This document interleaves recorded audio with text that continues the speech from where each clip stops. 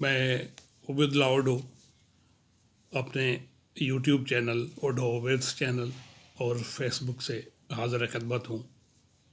وقت کی ستم ظریفی دیکھیں، پہلے سندھ اور بلوچستان احساس محرومی کا رونا روتے تھے کہ ہمارے ساتھ زیادتیاں ہو رہی ہیں، کئی قسم کی زیادتیاں تھیں، اور اب وہی آواز لاہور سے آ رہی ہے۔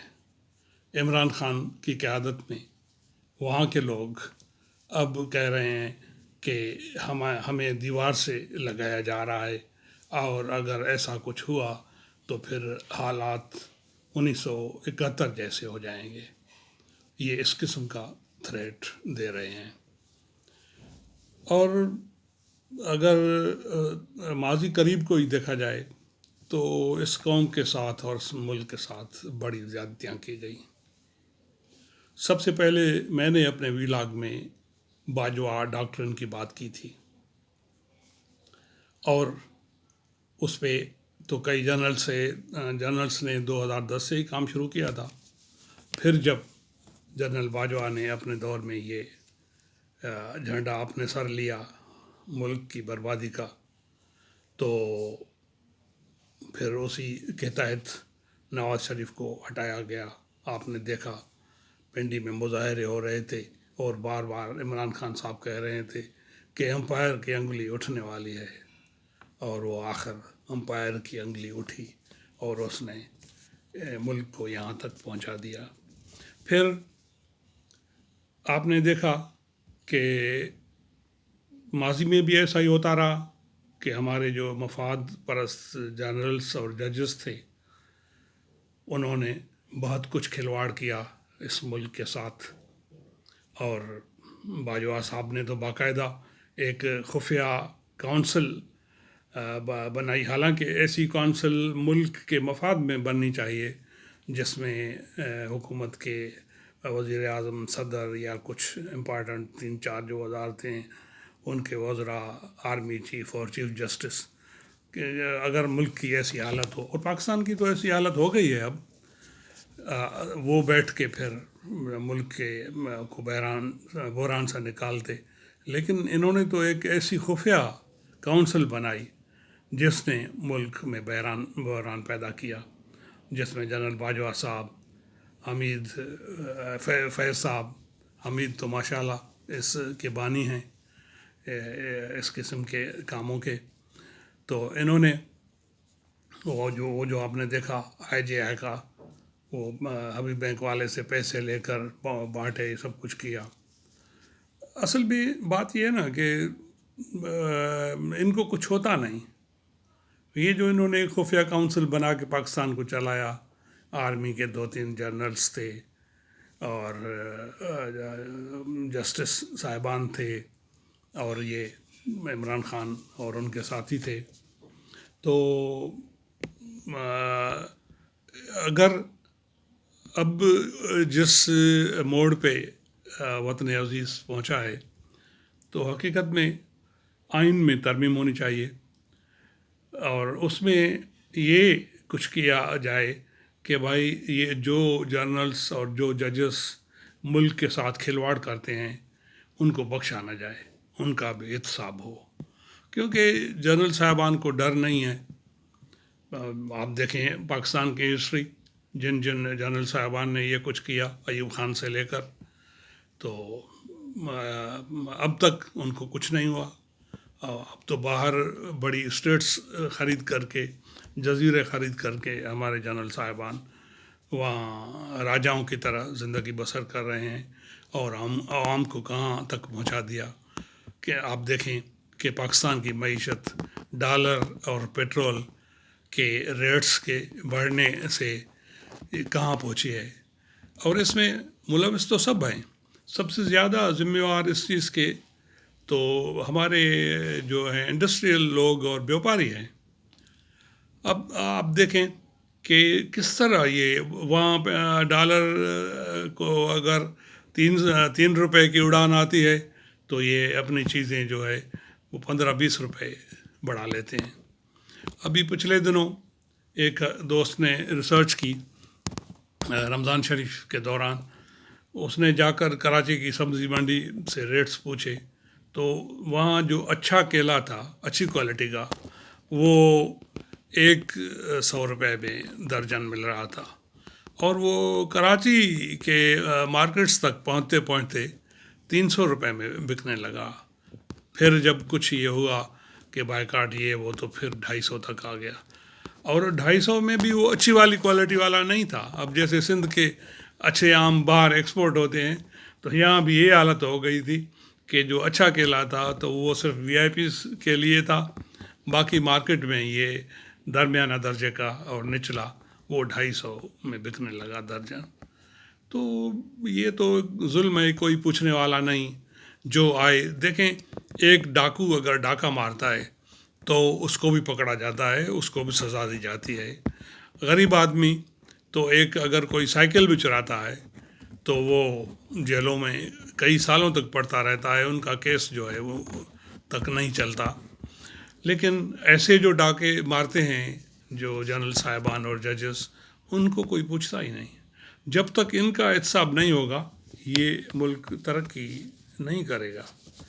اور آپ دیکھیں کہ اس میں اب ہمارے صحافی صاحبان کہتے ہیں کہ بھائی 3 سال پہلے جنرل باجوہ نے ہمیں وہاں بلایا تھا، اور وہاں اسی اس میں آڈیٹوریم میں جہاں کور کمانڈرز کی میٹنگ ہوتی تھی، اس میں 27 ملک کے نامور ٹاپ کے صحافی تھے جن کو جنرل باجوہ نے وہاں بریفنگ دی، اور وہاں ان کو بتایا گیا ہمارے صحافیوں کو کہ بھائی پاکستان کی حالت یہ ہو گئی ہے کہ ہمارے پاس ٹینکوں کے لیے ڈیزل نہیں ہے، اور دیکھیں 80% بجٹ لینے والے، اور وہ یہ کہہ رہے ہیں کہ بھائی اب جو ہے ہم انڈیا سے لڑ نہیں سکتے، حالانکہ اس وقت بھی ہماری فوج اور ہمارے جوان، کیونکہ ہماری آرمی کی تو شان ہمارے جوانوں کے ساتھ ہے جنہوں نے قربانیاں دی ہیں، اور اب بھی وہ مر رہے ہیں، آپ دیکھ رہے ہیں دہشت گردی میں بھی وہی مر رہے ہیں، اور اس کا سارا جو ہے یہ جنرل صاحبان کریڈٹ لیتے ہیں، اور اس سے وہ کچھ کما کے کھاتے ہیں ان کی محنت سے۔ تو یہ 27 ٹاپ کے جو صحافی تھے ان کا ظلم دیکھیں، وہ 3 سالوں تک انہوں نے یہ بات چھپائے رکھی ہے، اور اب کہہ رہے ہیں کہ بھائی ہمیں تو یہ جنرل باجوہ نے یہ وہاں بریفنگ دی تھی، تو یہ جو لائن آف کنٹرول کا سیز فائر ہوا تھا تو اس میں وہ ایکسکیوز دیتے ہوئے کہ بھائی ہماری، حالانکہ اس وقت بھی آپ نے دیکھا کہ ہمارے جوانوں نے انڈیا کے جہاز گرائے، ان کے پائلٹ گرفتار کیے، لیکن جنرل صاحب نے عمران خان کو بتایا اور پھر صحافیوں کو بھی یہ بتایا، پھر بھی اس پہ کچھ نہ کچھ شاہ محمود قریشی صاحب نے آواز اٹھائی، انہوں نے احتجاج کیا اور جا کے عمران خان کو کہا کہ یہ کیا ہے، تو اس نے کہا ہاں وہ فیض حمید اور یہ جنرل باجوہ آئے تھے، وہ یہ کہہ رہے تھے کہ ہماری حالت ایسی ہو گئی ہے کہ اب ہم انڈیا کے ساتھ نہیں لڑ سکتے۔ ارے بھائی آپ پاکستان کی دنیا کی نمبر 1 آرمی ہیں، آپ کو نمبر 1 دنیا تسلیم کر رہی ہے، اور آپ کہہ رہے ہیں کہ ہمارے پاس جو ہے لڑنے کی صلاحیت نہیں۔ صلاحیت تم کھو چکے ہو، عوام لڑ سکتا ہے۔ آپ نے دیکھا کہ 65 وار میں اور 71 کی جنگ جو ہوئی اس میں عوام لڑے۔ یہ کون تھے جو پیر پگاروں کے مرید تھے، وہ وہاں آرمی کی ڈریسز کر کے لڑی۔ اس کے علاوہ باقاعدہ کافی لوگ تھے جو محاذوں پہ لڑے آرمی کے ساتھ، آرمی کو تنہا نہیں چھوڑا۔ آپ نے دیکھا کتنا جذبہ تھا لوگوں میں 1965 والی جنگ اور 1971 والی میں، لیکن یہ مان رہے ہیں کہ اب ہماری حالت یہ ہو گئی ہے۔ اور بھائی تم نے اتنا لوٹا ہے یار، خدا کے لیے اس ملک پہ رحم کرو، اور تم اپنا مورال اپنی فوج کا اتنا گرا رہے ہو، یہ کہہ رہے ہو کہ ہماری یہ حالت ہو گئی ہے، تو اس طرح یہ جو ہے نا بڑا ظلم ہے۔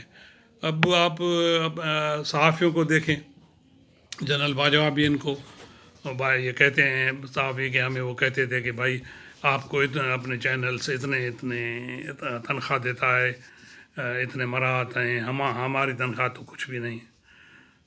دیکھیں اتنی ان کو تنخواہیں ملنے کے باوجود بھی یہ لوگ جو ہیں سیاستدانوں اور کچھ اور عناصر کے یہاں بکے ہوئے ہیں اور ان کے مفادات کے لیے کام کر رہے ہیں. اب ہماری صحافت، ہمارے چینلز بھی ڈیوائیڈ ہو گئے ہیں. آپ دیکھ رہے ہیں کہ عمران خان صاحب کی سپورٹ والے جو چینلز ہیں ان کی خبریں الگ ہوتی ہیں، اور جو پی ڈی ایم حکومت کے حامی ہیں ان چینلز کی خبریں الگ ہوتی ہیں. ایک ہی خبر کو توڑ مروڑ کے وہ اپنے مفاد میں پیش کرتے ہیں، وہ اپنے مفاد کو، یعنی قوم کو جو ہے نا کوئی بھی صحیح چینل نہیں ملتا کہ جس کو دیکھے جو نیوٹرل ہو. اب جیسے ہمارے سندھ سے ڈان ہے تو کسی حد تک یہ لوگ کوشش کرتے ہیں، یا ندیم ملک صاحب ہیں وہ بھی کسی طرح، کیونکہ صحافی جو ہے نا یہ جس طرح پہلے ٹیچنگ کو کہتے تھے کہ پیغمبری پیشہ ہے، تو اب صحافت کا جو ہے سب سے اہم، یہ چوتھا ستون تو ویسے ہی ہے ریاست کا، لیکن ان کا رول آج کل بہت اہم ہو گیا ہے. ان کو یہ سوٹ نہیں کرتا کہ وہ بک جائیں اور وہ پیسے لے کر. اب دیکھیں صحافی ہیں ان کے 2 3 جہاز ہیں. قوم کی حالت دیکھیں، یعنی کسی نے بھی اس قوم کو نہیں بخشا. اور یہ بات بھی عام ہو چکی ہے کہ سینٹ کے الیکشن میں سیٹس 60-70 کروڑ میں بکی تھیں. یہ حالت ہے. دیکھیں اب بھی جو ہے نا عمران خان نے جو انٹرویوز لیے پنجاب اور پنجاب کا، اس وقت تو پنجاب کا ایشو ہے، پنجاب کی ٹکٹیں دینے کے لیے، تو اس کے لیے انہوں نے پیسے رکھے. یعنی کم سے کم جو کامریڈ قسم کا اگر ان کا ورکر تھا تو ان کے لیے 1 کروڑ تھا، اور اس سے زیادہ حسب توفیق جو جتنا دے سکے. تو یہ اس طرح پیسے جمع کرنا، یہ بھیا ملک کے لیے جمع کریں.